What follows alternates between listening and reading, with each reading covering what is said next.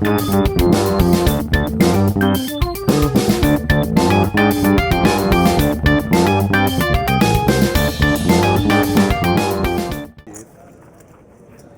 bem, mais uma análise técnica, último episódio da temporada 2. BSOP Brasília chamando. Olha só, muitas mãos interessantes do BSOP Brasília, Vini Marques. E agora, mais uma aí pra gente analisar, uma mão que deu o que falar. É isso aí, Vitão. Vamos lá para mais uma ação aí pra gente esmiuçar aqui para os nossos telespectadores aqui do Análise Técnica e do Super Poker. Muito bem. Chegou em Rafael Caiafa, ação, foldou e deu uma limpada no salão ali, né? Que coisa maravilhosa. Agora, João Bosco. Clean the ballroom, né? Exatamente. Que coisa, mano. Leandro Rui.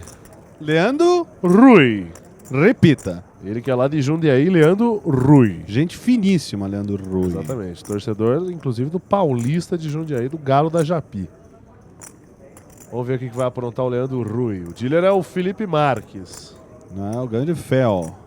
Raise para 65 mil fichas. 65 mil fichas é o raise de Leandro Rui. Afif Domingos Prado, de Santa Catarina, de vermelho com ação. Olha a olhada do Afif, hein, Vini? Quero olhar dela, na piscandela, né? Exatamente. A Afif é um grande jogador de cash games aí, também tem resultados expressivos em torneio. Nakamura anuncia all-in. Muito bem. All-in do Naka, hein? Nakamura dá all-in. O all-in até é grandioso em certo ponto. Firas fold. Firas da fold, a ação vai voltar para Leandro Rui. Firas o carrasco de Thiago Nishijima, né? Thiago. Olha, Leandro Rui para, olha. Tem muita cara de squeeze isso, né, Vini Marques? A gente vai trabalhar esse conceito aí, ó. Quando a gente tiver a oportunidade aqui nessa mão, a posteriori. Por enquanto a gente tem a ação do Leandro Rui. Leandro Rui para e olha, né? Que tipo de mão você acha que ele pode ter assim rapidamente? Que tipo de range de mãos? Quando ele para pra pensar, ele não tem aquelas mãos, por exemplo, de Asa e Rei, que dá código imediato, e mãos do grupo 1. Pode ter um par de 7, par de 8.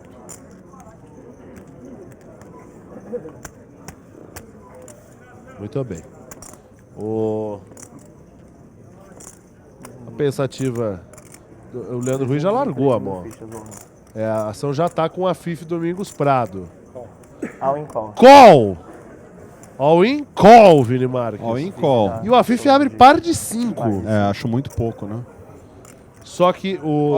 então entendeu bem o espírito da jogada do Naka. Para tudo. Vamos parar aí, Henrique Man. Vamos ver esse showdown aí e pedir pra parar. Não, na verdade, contra o stack do Nakamura... Vamos lá, parar. Para tudo. Vini Marques, o que vai chamar a atenção nessa mão pra todo mundo que tá assistindo em casa é o seguinte. O Afif dá apenas call, flat call, no raise do Leandro Rui e depois dá call no all-in. Né? Perfeito. A jogada do Afif é correta, o primeiro call, pelo seguinte...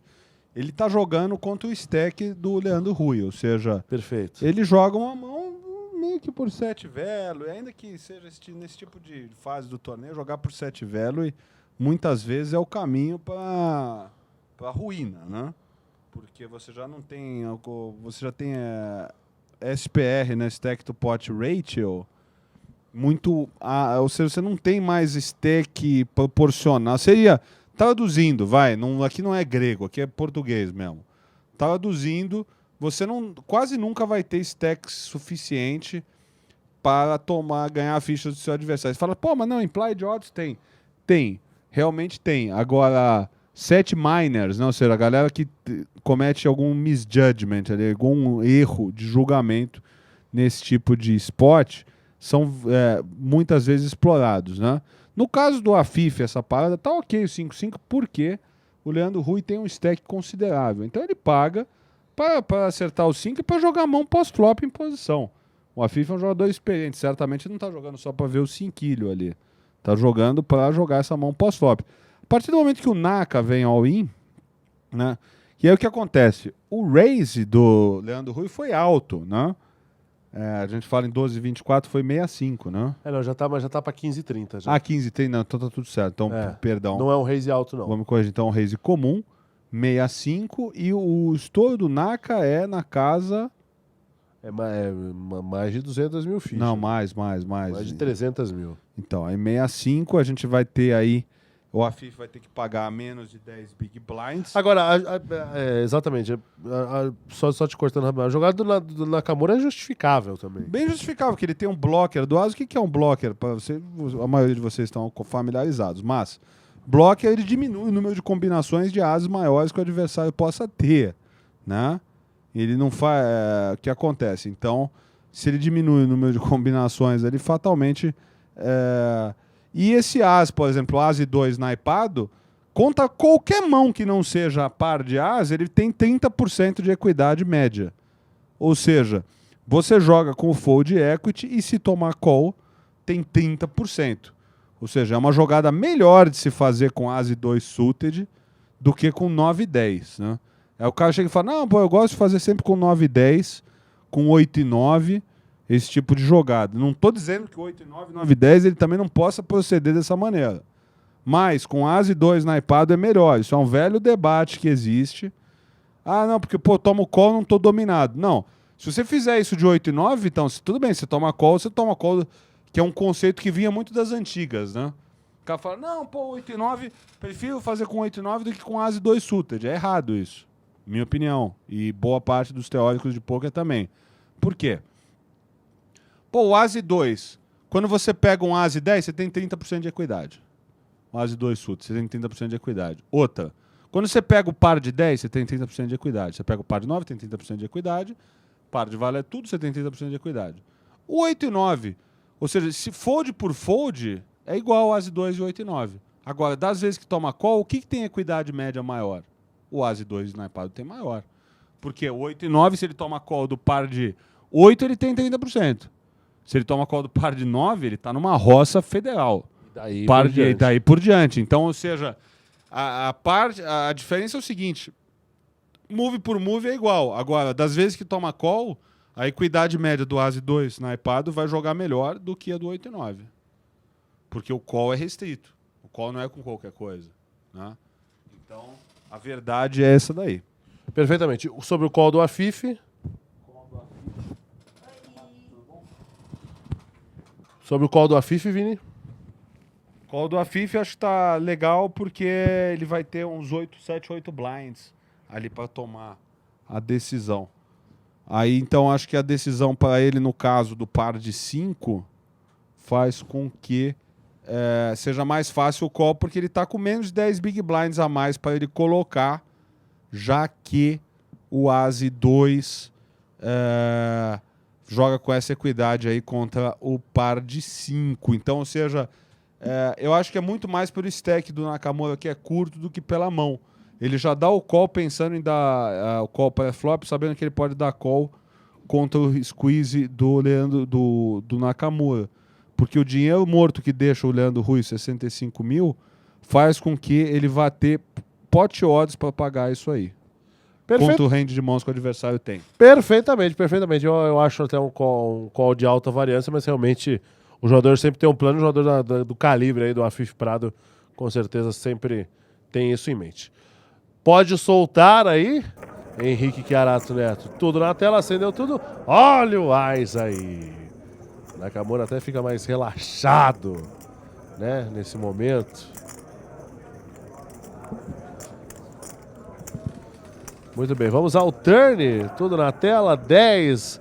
Tá ficando difícil aí pro Afif, realmente só 2 outs.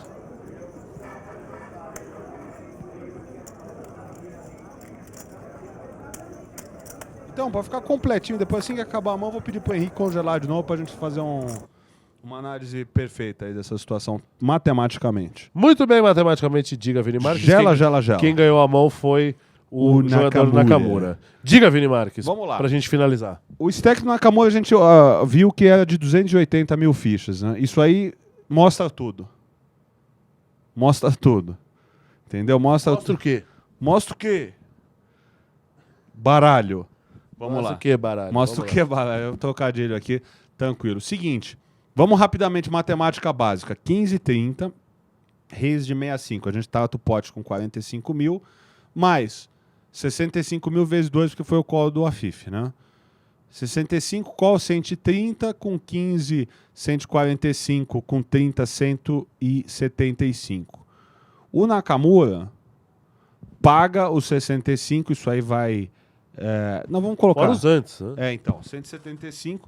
O Nakamura paga os 65, então a gente fala 105, 65, a gente está falando de 140 mil mais 215.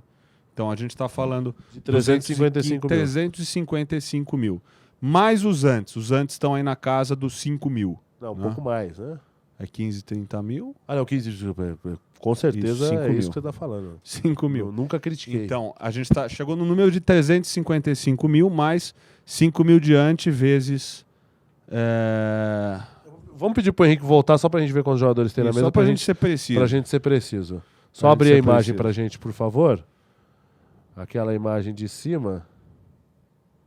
Olha Opa, só, isso. essa imagem é boa. Aí já tá bom. São 2 jogadores com Caiafa, 4, 6, 7 jogadores, Vini Marques. 5 vezes 7, 35. 35, mais com 355, 390. 390. O Afif é 215 para 390.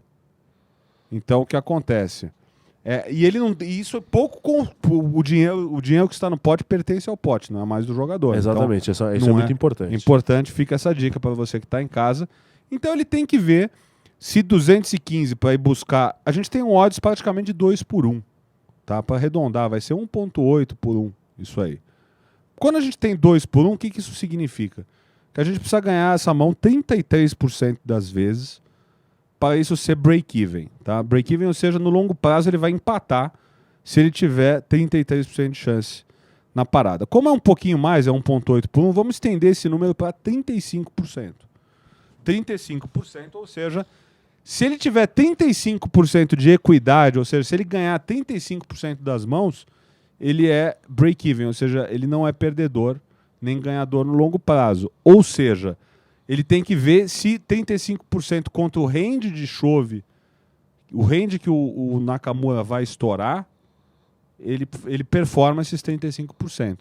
Perfeito. Eu acho que o range dele vai performar, porque estão no range do Nakamura. Aí pouco importa saber se é flip ou não. A gente precisa ter 35% de equidade. Chega e fala, o range do Nakamura o que é? Todos os pares. Então, contra os pares você vai ter uma equidade ruim, claro. Mas contra os pares você tem 20% de equidade, os pares estão te ganhando. Que vai equilibrar com os 50% que você tiver no flip. Então, isso, em termos práticos, ele tem 2 por 1 nessa chana contra o range de estouro do Nakamura. Tá ok o call do jogador Afif. Então fica para vocês em casa um exemplo de como um jogador profissional faz o cálculo de pot odds. É perfeito e incontestável, né? Brigar com números é besteira. Mas isso não machuca o stack do Afif? Caso ele tome uma decisão errada? Então eu acredito que não, né? Ele tem um stack bastante saudável. E aí a gente está olhando a equidade de 35%. Então, o que você falou é muito interessante e complementa Pela Tournament Life. a nossa análise. Se ele, por exemplo, tivesse... Você chega e fala, num cash game isso aí vai ser sempre correto, porque você não tem um elemento de sobrevivência. Com o elemento de sobrevivência, por exemplo, se ele der esse call e perder algumas ferramentas que ele tem, ou seja, ele perder takedown de re-steal, perder, por exemplo, algumas ferramentas de jogo pós-flop, aí não tá certo. Mas no caso não machuca o stack dele. Muito interessante o que você colocou, Vitão. Com isso aí acho que a gente fecha, laca a parada e vê que o call é correto. Perfeitamente. Vini Marques, foi um grande prazer estar com você nessa segunda temporada de Análise Técnica. 9 programas aí para você discutir, inclusive o programa com a participação do Leonardo Bueno. Quem gostou, deixa seu like aí, deixa seu comentário, sua pergunta, a gente vai procurar responder e debater com vocês todas as mãos. Sabe que essa é a nossa pegada. Também nas nossas páginas pessoais pode mandar perguntas. É isso aí, Análise Técnica fica por aqui na sua segunda temporada. Um grande abraço. Tchau. Tchau.